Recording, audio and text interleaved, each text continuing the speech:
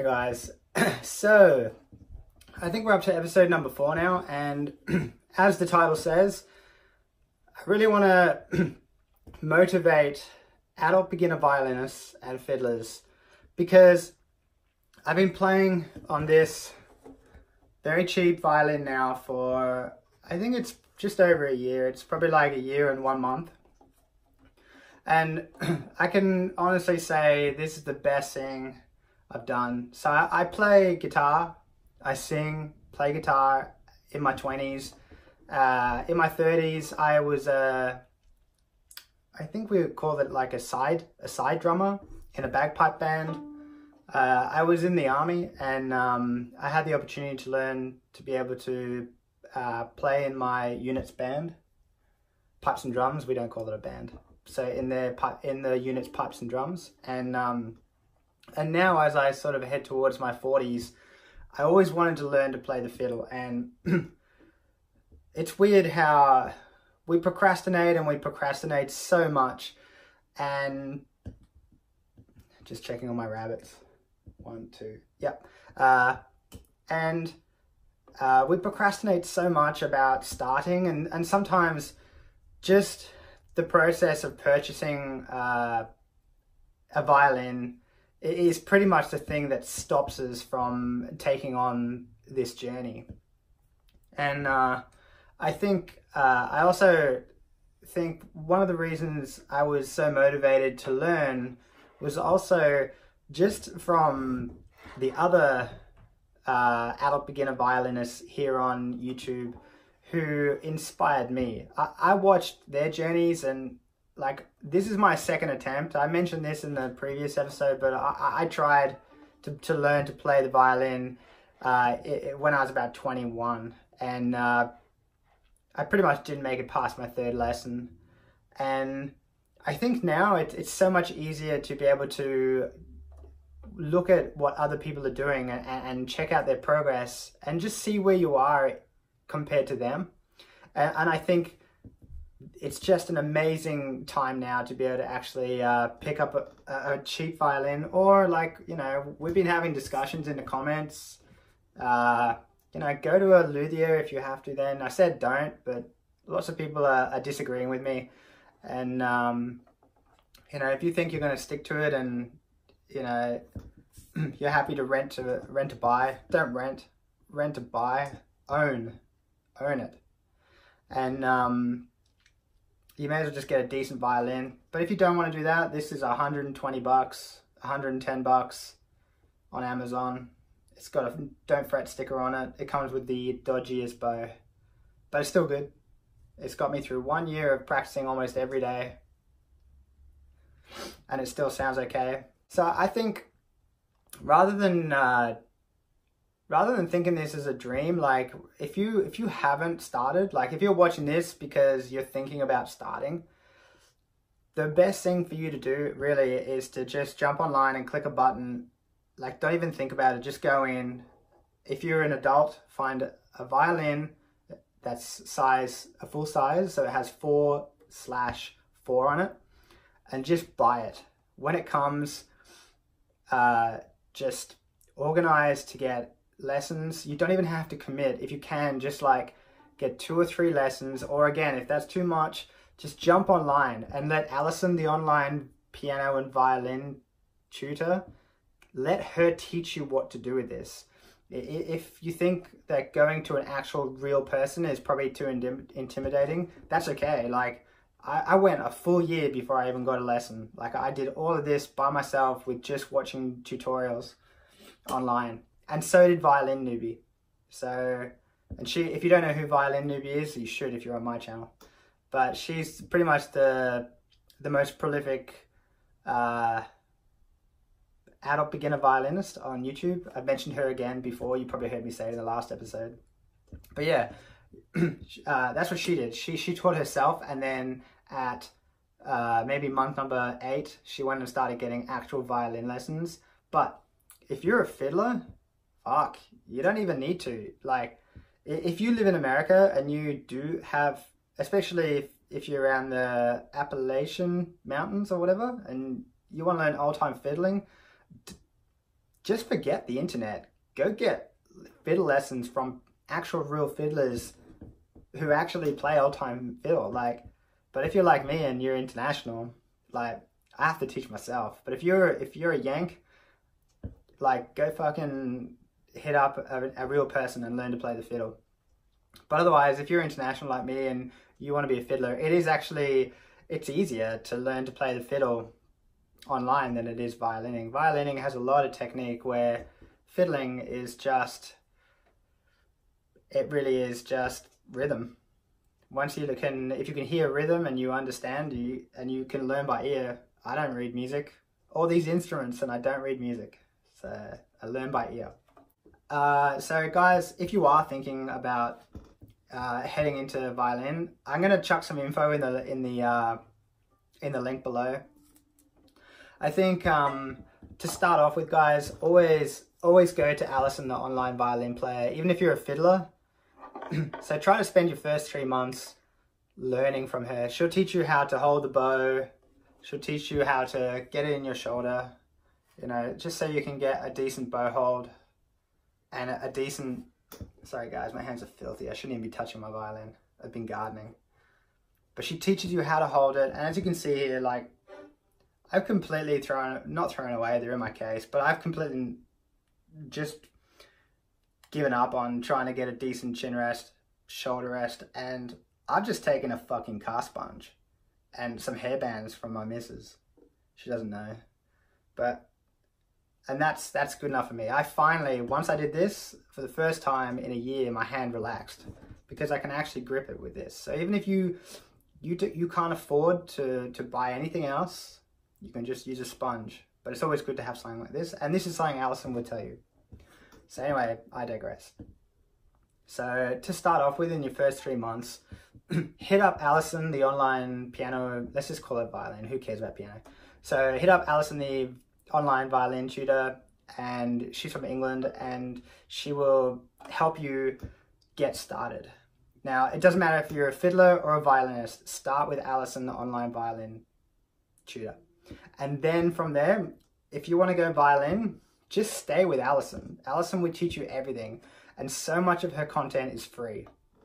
Now, if you want to go fiddle, like, damn guys, like, there's so many options. Like, if you want to do Irish fiddling, so if you want to go down the Donegal tradition and stuff like that, you can go to the Online Academy of Irish Music. There you go. The Online Academy of Irish Music. So you'll find them also on YouTube. So you can just type in probably Irish fiddle lesson or whatever like that, and that's what will come up. Normally what comes up is the Irish Academy. If you're more into the American style fiddle, which is probably the most common, they're freaking awesome. There are so many online. You have John's Fiddle Lessons at bluegrassdaddy.com.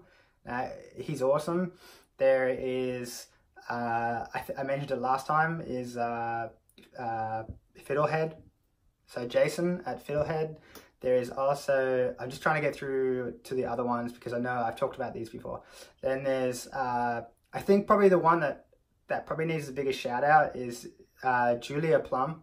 Julia Plum is like really good. She just has such good free content on her YouTube channel. She is an old-time fiddler and she teaches everything by ear. So at first you might find yourself, so if you're in month number 6 of your fiddle journey, you may find it a little bit hard to follow her tutorials at first, but this girl is a lifer. Like, she's the one, between her and Jason, they're the ones who are going to teach you how to fiddle. They're going to teach you all the songs for free. Now, if you do use Julia Plum's tutorials often, I do ask that you go to her Patreon and actually like give her like $1 a month for her free tutorials, because they are worth it. She is a great teacher. Once you become more advanced, so once you get past you're 1 year, maybe into your second year, go and check out Jam with Lauren. So that's Lauren Rowe, a really well-known old-time fiddler. But yeah, check these people out, and they will be able to guide you through your first and into your second year. Now, to get through your first 6 months, really guys, it's just about practicing the same thing over and over again. So scales, practice your basic songs, make sure your bow hold is correct, you got a nice bent finger and stuff like that. Because once that becomes natural, and it really does become natural after a while, at first you think this is ridiculous, but it really does become natural after a while. And that's why you need your first 6 months to do this. Okay guys, let's just talk really quickly about like hitting brick walls and getting frustrated and stuff like that. Like, it's really common. So like it'll normally happen once a month where you want to fucking throw this piece of shit out the window. And because it is such a frustrating instrument. I think honestly, like, there's only one instrument that's worse to learn than this, and that's the bagpipes. The bagpipes, man, are the most temperamental instrument in the world, and this is a close second. You know, things like fucking having a dirty bow or something, or not rosining your bow and then just starting to play and you're getting like this like whistling and stuff like that. Like, there's so much little things to learn, like tuning. Like, I practiced today for like 4 hours, and I spent the first hour in my greenhouse. I have like an entertainment area it's a greenhouse, and it's just so hot, and the violin can't handle it. Like, the tuning just goes all out. So as soon as you start playing, you got to put it down and tune again. Or if you're not in your second year, if you don't have a good ear to know that you're playing out of key, you could go a whole practice and wondering why, like, all your intonation is shit. Yeah, so it's like, yes, this is like a very temperamental instrument, and there will be days where you just can't get it right. And the only advice I can give you is to fucking put it down. Just put it down, go watch fucking Game of Thrones or The Walking Dead, and just forget about it, and then come back the next day. There's no point, when you first start out, there's no point fucking, what's that stupid saying? No point flogging a dead horse. There's no point flogging a dead horse. There really is just a matter of just putting it down and coming back the next day. Also, if you practice the same thing every day for like days, so like if you just spend your whole practice just learning like Twinkle Twinkle Little Star, in 7 days you'll be playing Twinkle Twinkle Little Star really, really well, because this is all about muscle memory. So once you've taught yourself where your fingers go, or if you're like me and you're cheating, you have a fret sticker, it really just comes down to remembering patterns and then perfecting your bowing. All right, guys, let's just take a fucking second to talk about motivation. So I'll try not to get on my fucking high horse over this, because,